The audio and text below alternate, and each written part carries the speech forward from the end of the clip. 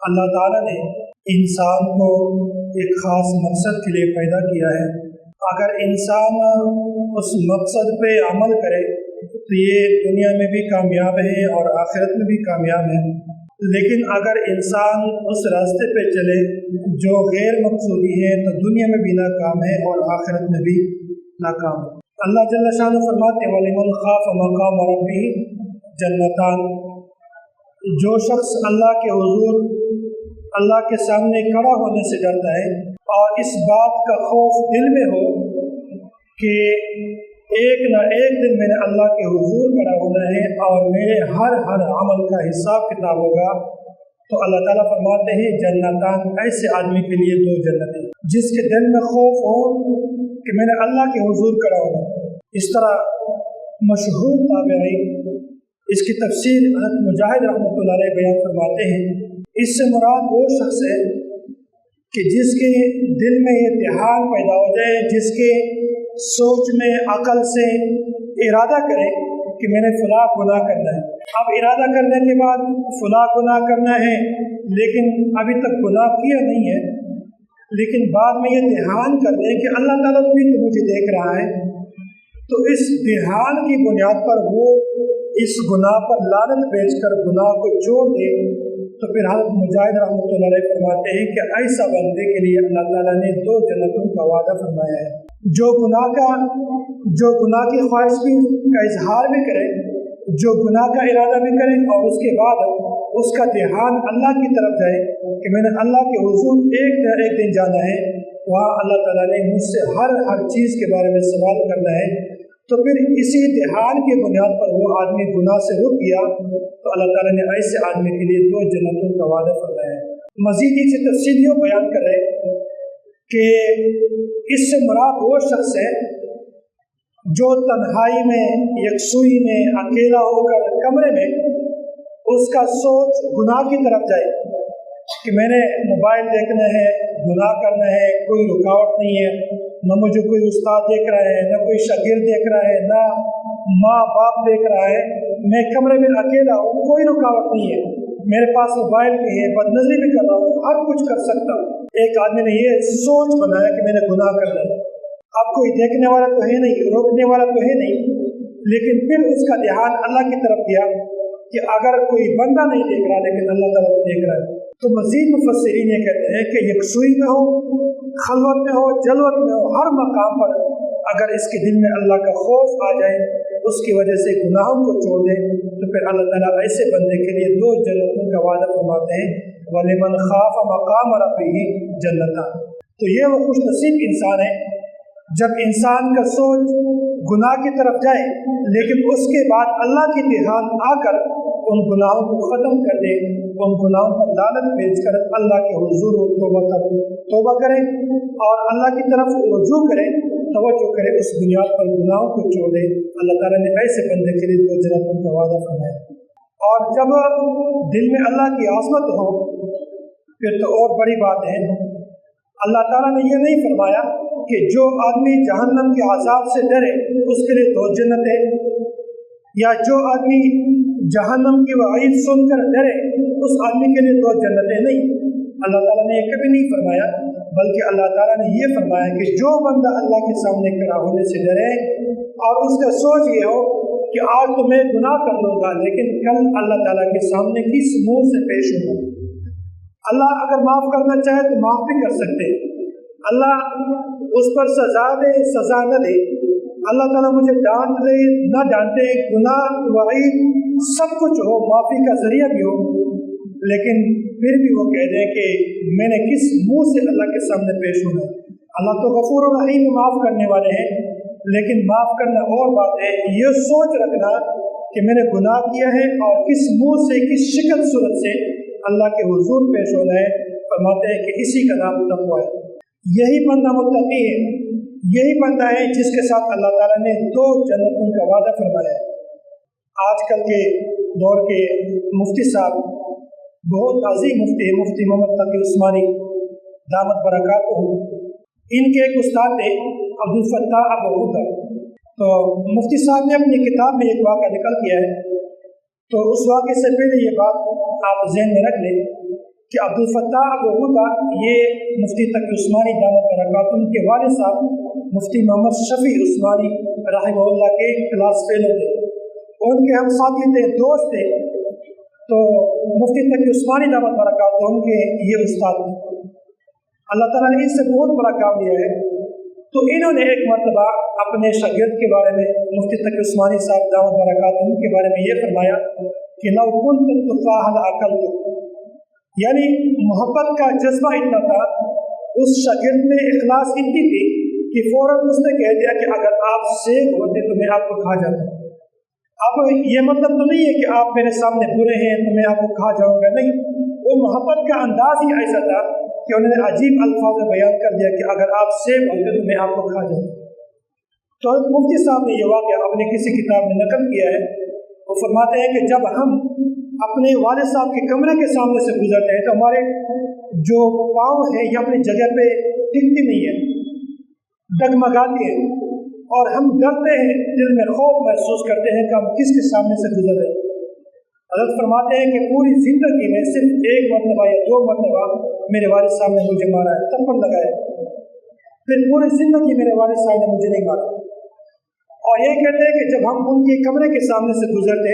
تو ہماری کیفیت ایسی بن جاتی، خوف دل کے اندر طاری ہو جاتا کہ ہم کس شخصیت کے پاس سے گزرتے۔ وجہ کیا ہے کہ خدا نخواستہ ہماری کوئی شکایت، ہماری کوئی غلط بات یا ہمارا ایسا کرتوت ان کے سامنے پیش نہ کیا جائے جو ان کے ادب میں، ان کے مقام میں، ان کے شخصیت پہ نظر انداز ہو، اس میں اثر نہ آ جائے، اس میں کمی نہ آ جائے۔ تو فرماتے ہیں کہ جب ایک بندہ دوسرے بندے کا اتنا احترام کرتا ہے، اتنا ادب کی نگاہ سے دیکھتا ہے، تو وہ اللہ تعالیٰ جس نے زمین اور آسمان کو بنایا ہے ان کا تو احترام اور ادب دل میں اور زیادہ ہونا چاہیے، کیونکہ اگر ایک بندے کے بارے میں آپ کا سوچ یہ ہے تو اللہ تعالیٰ جس نے زمین آسمان کو بنایا ہے، جو مالک ہیں ہر چیز کا، اس کے بارے میں آپ کا یہ سوچ بطریقہ اولا ہونا چاہیے کہ آپ کے دماغ میں، آپ کے دل میں، آپ کے ذہن میں اس کی عظمت ہونی چاہیے۔ اور یہ تب ہوتا ہے کہ جب آپ کے دل میں اللہ تعالیٰ کا خوف ہو۔ اگر دل میں خوف اللہ کا نہ ہو تو پھر یہ انسان ہمیشہ کے لیے ناکام رہتا ہے۔ اس پر میں ایک دو واقعہ آپ کے سامنے ذکر کروں گا کہ جب آپ کے دل میں خوف ہو تو پھر ہر قسم کا گناہ ختم ہو جاتا ہے۔ آپ کے دل میں خوف ہے تو ہر قسم کے جرائم ختم ہو جاتے ہیں۔ آپ کے دل میں خوف ہے تو ہر قسم کے آپ خلاف شریعت کام جو ہے نا اس سے آپ جان چھڑا لیتے ہیں، اس کو چھوڑ دیتے ہیں۔ حضرت عمر رضی اللہ تعالیٰ کے بارے میں ایک واقعہ منقول ہے، آپ نے بار بار سنا ہوگا کہ اپنے دور خلافت میں مدینے کی گلیوں میں یہ چکر لگاتے تھے، باہر نکلتے تھے اور دیکھتے ہیں کہ اگر کوئی اس طرح بندہ ہے جو فقیر ہے، مسکین ہے، اس کی ضرورت کو پورا کر دیتے۔ اگر دیکھ لیتے کوئی ایسا بندہ ہے جو مشکلات میں ہے، تکالیف میں ہے، اس کی مشکلات کو حل کر دیتے۔ اگر دیکھتے کہ کوئی ایسا بندہ ہے جو گناہ میں مبتلا ہے تو ان کو نیک راستے کی طرف اس کو گامزن کر دیتے، اس کو گناہوں سے بچا کر اچھے راستے کی ترغیب دے دیتے۔ تو ایک مرتبہ حضرت عمر رضی اللہ تعالیٰ عنہ یہ مدینے کی گلی میں جا رہے ہیں، تہجد کا وقت ہے، اور جاتے جاتے اس کے کانوں پہ آواز پڑ گئی ایک مکان سے۔ تو انہوں نے سوچا کہ اس مکان میں ایک بوڑھی خاتون ہے، ایک بچی ہے،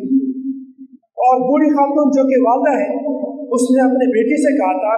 کہ بیٹی یہ جو آپ کے پاس دودھ ہے اس دودھ میں پانی ملاؤ تاکہ آپ کا دودھ زیادہ ہو جائے اور آپ اس کو بیچ دیں تاکہ آپ کا منافع بھی زیادہ ہو جائے۔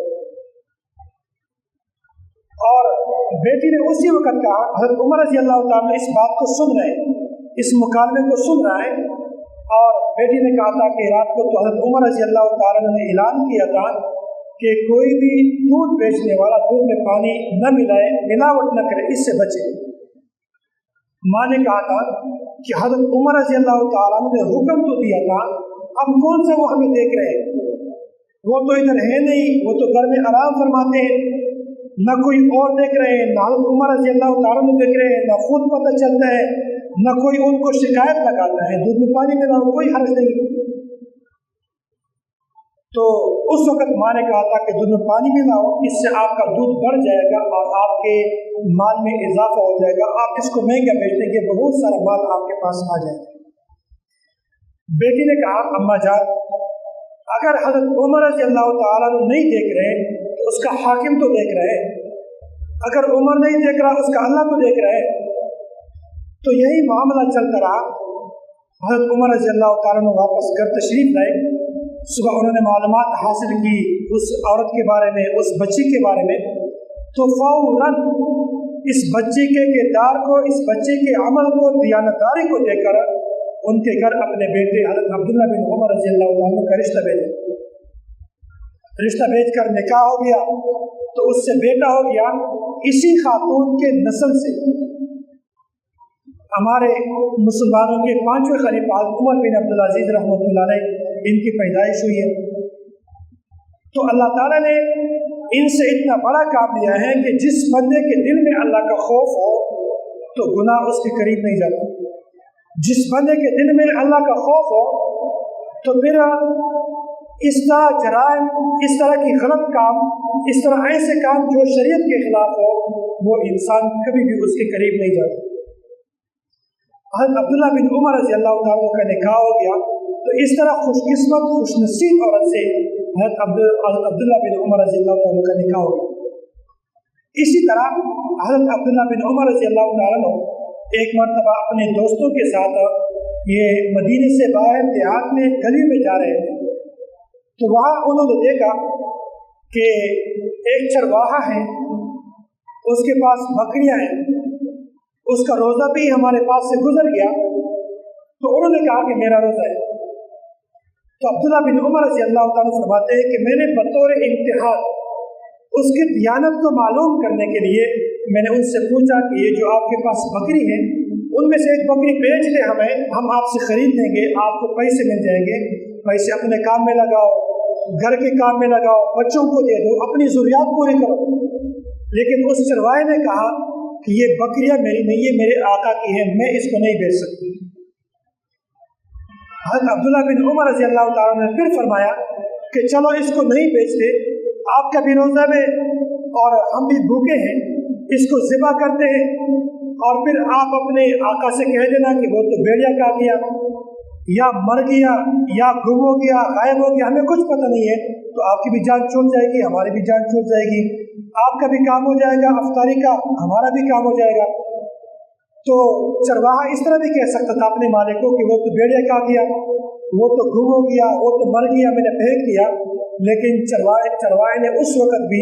आसमान की तरफ सर उठाया और अब्दुल्लाह बिन उमर रज़ी अल्लाह तआला को फरमाया कि ऐन अल्लाह, अल्लाह कहाँ है? अगर मेरा आका मुझे नहीं देख रहा, अल्लाह ताला तो मुझे देख रहे हैं। तो ये वो चरवाहा था जिसके दिल में अल्लाह का खौफ था, तो ये जराइम से बच गया, दूसरे लोगों को भी जराइम से बचा दिया। तो जराइम से बचने का एक हल ये है कि अपने दिल में अल्लाह का खौफ पैदा करें। जिस बंदे के दिल में ये एहसास ना हो, जिस बंदे के दिल में अल्लाह का खौफ ना हो, तो वो जराइम से कभी भी नहीं बच सकता। हमारे मुआशरे में कितने लोग हैं जो चोरी करते हैं, जो डाका करते हैं, जो मुख्तलिफ किस्म के खिलाफ शरीयत काम करते हैं। वजह क्या है कि दिल में अल्लाह का खौफ नहीं है। हालांकि हुकूमत की तरफ से इस पर पुलिस की पाबंदी भी है। अगर पुलिस इसकी निगरानी करता है तो दिन में चोरी नहीं करेगा, रात को कौन निगरानी करेगा? अगर पुलिस वाले शहर में निगरानी करते हैं तो घर में कौन निगरानी करेगा? देहात में कौन निगरानी करेगा? पहाड़ों में कौन निगरानी करेगा? इसी तरह आदमी अगर एक इदारा इस तरह है जो रिश्वत को कंट्रोल करने पर मामूर है, लोगों को समझाते हैं, लोगों को मना करते हैं कि आपने रिश्वत नहीं लेनी, रिश्वत नहीं देनी, लेकिन वही इदारा इस तरह वक्त आ जाते हैं कि वो खुद रिश्वत लेने पर मजबूर हो जाते हैं। वही इदारा इस तरह होते हैं कि हुकूमत उस पर दूसरा इदारा बनाते हैं, उसके ऊपर और बनाते हैं। तो वही इदारे जो हमारी हिफाजत के लिए खड़े हैं, वही इदारे जो जराइम को ख़त्म करने के लिए आए हैं, आजकल वो इदारे खुद इस जराइम में मुब्तला है। उसकी वजह क्या है कि कोई देखने वाला नहीं है। تو جرائم کا خاتمہ تب ہو سکتا ہے کہ جب آپ کے دل میں اللہ کا خوف ہو۔ پھر اگر آپ شہر میں ہیں، آپ کوئی جرم نہیں کر سکتے، آپ کو کوئی دیکھ رہا ہے نہیں دیکھ رہا تب بھی آپ کوئی جرم نہیں کر سکتے، آپ باہر ہیں، آپ کمرے میں ہیں، آپ خلوت میں ہیں، جلوت میں ہیں، ہر حال میں آپ نیک عمل کریں گے، آپ برا عمل کبھی نہیں کر سکتے۔ تو یہ انسان کو جرائم سے بچانے کا ایک حل ہے کہ آپ کے دل میں اللہ تعالیٰ کا خوف۔ اگر دل میں اللہ کا خوف نہیں ہے تو پھر آپ ہمیشہ کے لیے ناکام رہیں گے۔ اسی طرح اللہ کے نبی صلی اللہ علیہ وسلم نے صحابہ کرام کا عمل اس طرح بنایا تھا، اس کے اندر یہ صلاحیت پیدا فرمائی تھی کہ جب بھی وہ گناہ کرتے تو فوراً اللہ کے نبی صلی اللہ علیہ وسلم کی طرف جاتے اور گڑ گڑا کر روتے کہ اللہ کے نبی ہم نے تو یہ گناہ کیا ہے، اللہ کی طرف سے اللہ سے ہمارے لیے معافی مانگ لیں، ہمارے اوپر کوئی جرمانہ مقرر کر لیں، کوئی سزا مقرر کر دیں۔ اپنے لیے سزا کا مطالبہ خود کرتے تھے۔ اس لیے تو ہم کہتے ہیں کہ انبیاء معصوم ہیں، صحابہ محفوظ ہیں۔ انبیاء سے گناہ ہوتا نہیں ہے، صحابی سے اگر گناہ ہو بھی جائے تو اس کا سوچ اس طرح ہوتا ہے کہ فوراً اللہ کی طرف رجوع کرتا ہے، اللہ کے نبی کے پاس جاتے ہیں اور ان سے اپنے گناہوں کا اظہار کر دیتے ہیں، وہ اللہ تعالیٰ سے اس کے لیے معافی کا اعلان کر دیتے ہیں۔ تو صحابی اگر کوئی گناہ کرے، غلط کام کرے تو پھر نامہ اعمال میں گناہ رہتا اس لیے نہیں ہے کہ ان کے دل میں اللہ کا خوف ہے، اللہ کی طرف رجوع کرتے ہیں۔ ہم سے اگر گناہ ہو جائے تو مٹتا اس لیے نہیں ہے کہ ہمارے دل میں اللہ کا خوف نہیں ہے، ہم اللہ کی طرف رجوع نہیں کرتے۔ تو یہ بات ہے کہ سب سے بنیادی چیز یہ ہے کہ جرائم کو ختم کرنے کے لیے اور گناہوں کو سے اپنے آپ کو بچانے کے لیے، گناہوں کو ختم کرنے کے لیے پہلا درجہ یہ ہے کہ آپ نے اپنے دل میں اللہ تعالیٰ کا خوف پیدا کر دیا۔ حضرت مولانا اشرف علی تھانوی رحمۃ اللہ علیہ انہوں نے ایک واقعہ نقل کیا ہے کہ بہت سارے لوگ ہمارے پاس آتے ہیں، پوچھتے ہیں کہ یہ گناہ صغیرہ گناہ ہے یا یہ گناہ کبیرہ گناہ ہے، لوگ پوچھتے رہتے ہیں۔ تو ان کے پوچھنے کا مقصد یہ ہے کہ اگر یہ گناہ صغیرہ ہے تو ہم کر لیں گے، اگر یہ گناہ کبیرہ ہے تو ہم اس کو چھوڑ دیں گے، بچ جائیں گے۔ حضرت مولانا اشرف علی تھانوی رحمۃ اللہ علیہ فرماتے ہیں کہ ان کا یہ سوچ بہت غلط ہے۔ وجہ کیا ہے؟ وجہ یہ کہ ایک ہے چنگاری، ایک ہے انگارہ۔ اگر ایک آدمی اس طرح کرے کہ وہ اپنے بکسے میں، صندوق میں، الماری میں، اپنے بیگ میں ایک چنگاری رکھ لے آگ کا، تو اس چنگاری کی وجہ سے دو بن جائیں گے، اس سے انگارہ بن جائے گا، آگ بن جائے گا، بکسا بھی جل جائے گا، کپڑے بھی جل جائیں گے، کمرے بھی جل جائیں گے، یہاں تک کہ پورا گھر بھی جل جائے گا۔ تو کوئی سمجھدار انسان اس طرح کبھی نہیں کر سکتا کہ وہ ایک چنگاری اپنے پاس محفوظ رکھ لیں کہ چلو اس کا تو کوئی نقصان نہیں ہے، اس کو اپنے پاس محفوظ رکھ لیتے، البتہ انگارہ جو ہے اس کو سائڈ پہ رکھ لیتے۔ اگر کوئی ایسا کرے گا تو ہم کہیں کہ آپ سے بیوقوف انسان نہیں ہے، آپ احمق ہیں، آپ پاگل ہیں۔ ابھی اگر یہ چنگاری ہے تو یہ آگے بہت بڑا کام ہو سکتا ہے، بہت بڑا نقصان ہو سکتا ہے۔ تو حضرت مولانا اشرف علی تھانوی رحمۃ اللہ علیہ فرماتے ہیں کہ جس بندے کا سوچ یہ ہو کہ یہ گناہ چھوٹا ہے اس کو کرو، یہ گناہ بڑا ہے اس کو نہ کرو، تو یہ انسان ہمیشہ کے لیے ناکام ہے، کیونکہ گناہ تو ابھی چھوٹا ہے لیکن ایک وقت ایسے آئے گا کہ اس چنگاری سے انگارہ بن جائے گا، اور وہی جو انگارہ ہے انسان کی صلاحیت کو خراب کرے گا، وہی انگارہ جو ہے انسان کے اعمال کو خراب کرے گا، انسان کی دنیا اور آخرت ان سب کو خراب کرے گا۔ تو حضرت مولانا اشرف علی تھانوی رحمۃ اللہ علیہ فرماتے ہیں کہ چاہے چنگاری ہو یا انگارہ ہو، بچنا اس سے بھی چاہیے ہے، چاہے چھوٹا گناہ ہو چاہے بڑا گناہ ہو، بچنا اس سے بھی چاہیے۔ تو خلاصہ کلام یہ ہے کہ ہم نے ان اعمال کو کرنا ہے جس پر اللہ اور اللہ کے رسول راضی ہوتے ہیں، ہم نے ان اعمال سے بچنا ہے جن پر اللہ اور اللہ کے رسول ناراض ہوتے ہیں۔ اگر آپ چاہتے ہیں کہ میں گناہوں سے بچ جاؤں، خلوت میں ہو جلوت میں ہو، میں جرائم سے بچ جاؤں، چھوٹے جرائم ہو بڑے جرائم ہو، تو اپنے دل میں اللہ کا خوف پیدا کرنا چاہیے۔ اگر آپ کے دل میں اللہ کا خوف ہے تو ہر معاملے میں آپ کامیاب ہیں، اگر دل میں اللہ کا خوف نہیں ہے تو آپ دنیا میں ناکام ہیں اور آخرت میں بھی ناکام ہیں۔ اللہ تعالی ہم سب کو اس پر عمل کرنے کی توفیق عطا فرمائے۔